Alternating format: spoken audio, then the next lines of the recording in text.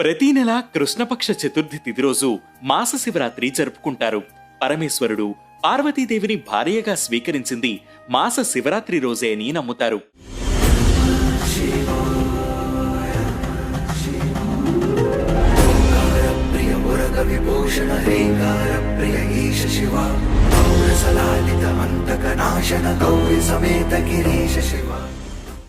మాస శివరాత్రిని జరుపుకోవడం వెనుక మరో 2 కథలు కూడా ఉన్నాయి.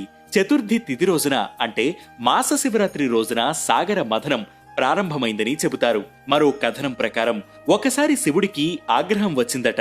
ఆయన కోపాగ్నికి ప్రపంచమే నాశనమయ్యే పరిస్థితి రావడంతో వెంటనే స్పందించిన పార్వతీదేవి శివుడిని స్తుతిస్తూ ప్రసన్నం చేసుకుందట.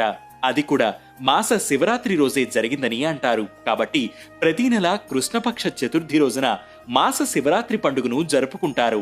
ఈ రోజున ఉపవాసం ఉండి ఆది దంపతులను పూజిస్తే శివపార్వతుల